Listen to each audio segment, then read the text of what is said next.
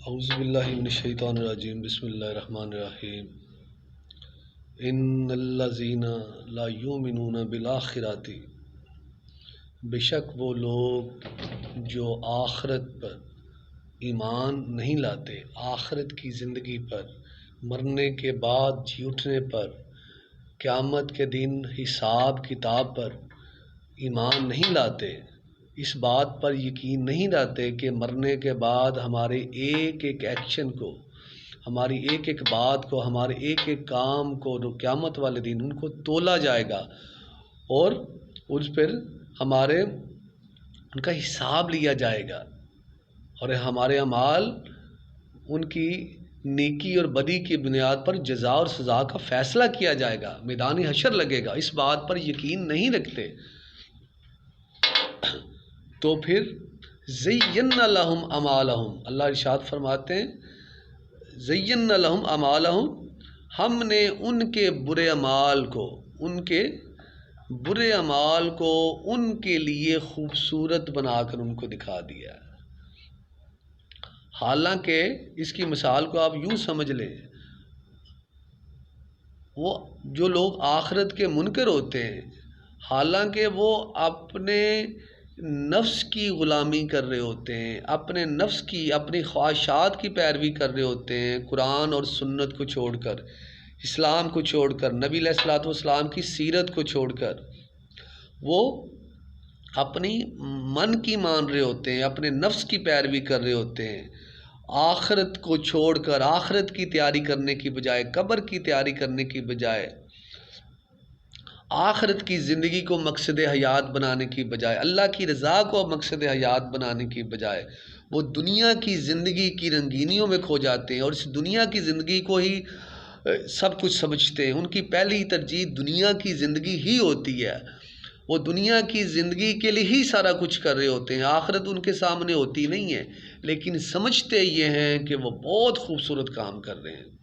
کر اللہ کی نافرمانی رہے ہوتے ہیں، سمجھتے ہیں کہ بہت خوبصورت کام کر رہے ہیں، کر نفس کی بندگی رہے ہوتے ہیں اور سمجھتے ہیں کہ بہترین۔ اللہ فرماتا زینا لہم اعمالہم، ہم نے ان کے اعمال ان کو خوبصورت بنا کر دکھا دیے، ان کو خوبصورت کر کے دکھا دیے، ان کو ان کے برے اعمال اچھے لگتے ہیں۔ زینا لہم اعمالہم، یہ سزا ہے کس عمل کی؟ آخرت کے انکار کی، آخرت کی زندگی کے انکار کی، قیامت کے انکار کی، روز جزا کے انکار کی، حساب اور کتاب کے انکار کی۔ یہ ہے وہ سزا کہ ان کو ان کے گندے اعمال، نفس کی غلامی اتنا گندا کام ہے لیکن وہ ان کو اچھا لگتا ہے، دنیا میں کھو جانا، دنیا کی غلامی کرنا ان کو اچھا لگتا ہے، وہ خوبصورت، وہ سمجھتے ہیں وہ بڑے اچھے ٹریک پر چل رہے ہیں، بڑے خوبصورت ان کو لگتا ہے۔ لوگوں کی غلامی، اللہ کی بندگی غلامی کو چھوڑ کر لوگوں کی غلامی ان کو اچھی لگتی ہے۔ فہم یامہون، تو وہ اندھوں کی طرح بھٹک رہے ہیں، اندھوں کی طرح بھٹک رہے ہیں، وہ سیدھے راستے سے جس طرح اندھے شخص کو راستہ نظر نہیں آتا، یہ لوگ جنہوں نے آخرت کا انکار کر دیا، ان کی مثال بھی اندھے کی طرح ہے، ان کو سیدھا راستہ، ان کو دین کا راستہ، ان کو آخرت کا راستہ، ان کو جنت کا راستہ نظر ہی نہیں آتا، وہ دنیا کی زندگی میں اندھوں کی طرح بھٹک رہے ہیں، ان کو، اور وہ اسی اندھوں کی طرح وہ اپنی زندگی گزار رہے ہیں، سیدھے راستے سے دور، اللہ کی رضا سے دور، اللہ کی جنت سے دور۔ اولئک الذین لہم سوء العذاب، یہی وہ لوگ ہیں جنہوں نے آخرت کا انکار کیا، آخرت پر ایمان نہ لائے، آخرت پر یقین نہ کیا۔ اللہ فرماتا ان کے لیے برا عذاب ہوگا، بہت برا عذاب ان کو قیامت والے دن دیا جائے گا۔ جس زندگی کا وہ انکار کر رہے ہیں اس زندگی میں ان کو بہت سخت عذاب دیا جائے گا، کیونکہ وہ اپنے سارے اعمال، ساری ایکٹیویٹی، سارے اپنے فیصلے، ساری باتیں، سارے کام اس دنیا کی زندگی کی بنیاد پر کر رہے ہیں، آخرت کی بنیاد پر وہ کر ہی نہیں رہے، اسلام کی بنیاد پر کام کر ہی نہیں رہے، اسلام کی بنیاد پر وہ زندگی کر ہی نہیں رہے، اسلام کی بنیاد پر فیصلے کرتے ہی نہیں ہیں، وہ اپنے من کی